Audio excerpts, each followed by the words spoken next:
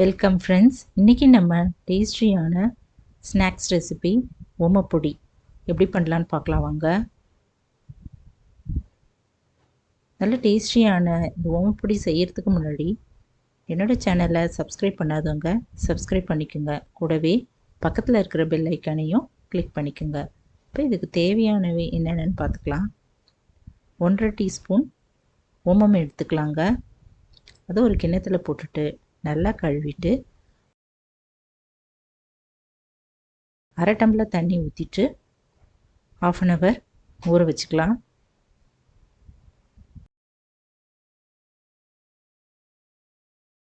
இப்போ 1/2 மணி நேரம் கழித்து நல்லா இது ஊறியிருக்கோங்க. இதை நம்ம ஒரு சின்ன மிக்ஸி ஜாரில் போட்டு அரைச்சி எடுத்துக்கலாம்.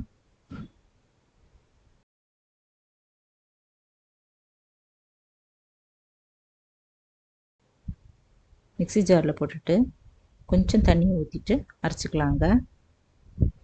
இப்போ அரைச்ச இந்த ஓமத்தை நம்ம வடிகட்டிக்கலாம்.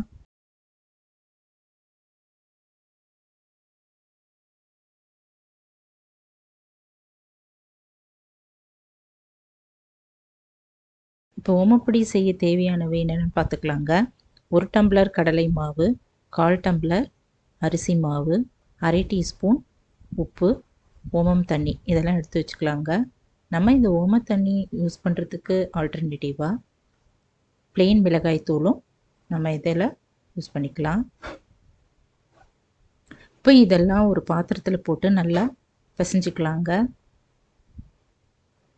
கடலை மாவு, அரிசி மாவு, உப்பு, ஓமம் தண்ணி எல்லாம் போட்டு கலந்துக்கலாம்.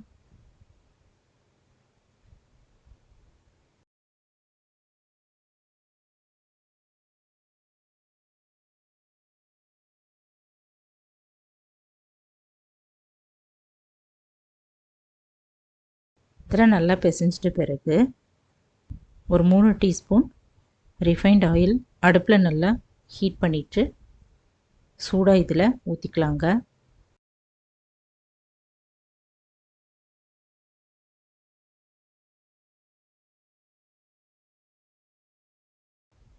இப்போ இதெல்லாம் நல்லா சேர்த்து கொஞ்சம் கொஞ்சமாக தண்ணி ஊற்றி கெட்டியாக பிசைஞ்சிக்கலாம். நல்லா சப்பாத்தி மாவு பதத்தில் பிசைஞ்சிக்கலாங்க.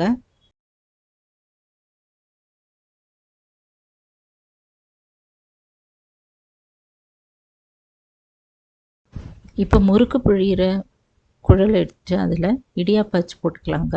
சின்ன சின்ன கண்ணாக இருக்குள்ள அந்த அச்சு போட்டுட்டு டைட் பண்ணிக்கலாம். இப்போ முறுக்கு அச்சில் போட்டு பிழிஞ்சு பார்த்துக்குங்க. இது பிழிய வரலைன்னா இன்னும் கொஞ்சம் தண்ணி ஆட் பண்ணிவிட்டு நம்ம பிசைஞ்சிக்கலாம். இதில் ஒரு உருண்டை மாவு எடுத்துட்டு முறுக்கு குழலில் போட்டுட்டு எண்ணெயில் மாவு பிழிஞ்சிக்கலாங்க. இப்போ அடுப்பில் ஒரு கடாய் வச்சுட்டு கொஞ்சமாக ஆயில் ஊற்றிக்கலாங்க. நான் ரீஃபைண்ட் ஆயில் இதில் யூஸ் பண்ணிக்கிட்டேன். இப்போ எண்ணெய் நல்லா காஞ்சதும் ஓமப்பொடி நம்ம பிழிஞ்சு எடுத்துடலாங்க. மாவு இந்த போல் சுற்றிலும் முறுக்கு மாதிரி சுற்றிலும் பிழிஞ்சு விட்டுக்கலாம். இப்போ ஒரு பக்கம் நல்ல ஓசை அடங்கினதும் திருப்பி போட்டுக்கலாங்க. இப்போ மாவு நல்லா 2 பக்கம் நல்லா வெந்த பிறகு எண்ணெய் வடிகட்டிட்டு பாத்திரத்தில் எடுத்து வச்சுக்கலாங்க.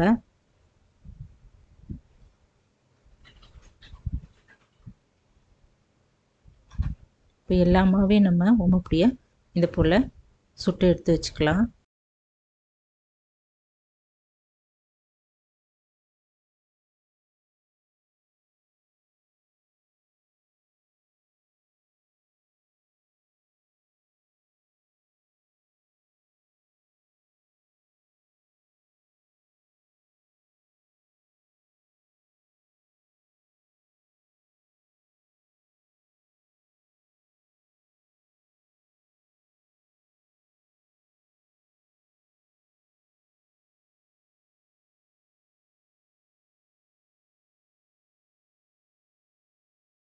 இப்போ நம்ம எல்லா ஓமப்பொடியும் சுட்டு எடுத்துட்டு நல்லா ஆறுனதும் கையில் இந்த போல் நொறுக்கி எடுத்து வச்சுக்கலாம். இதை ஒரு நம்ம டப்பாவில் போட்டு வச்சுக்கலாங்க.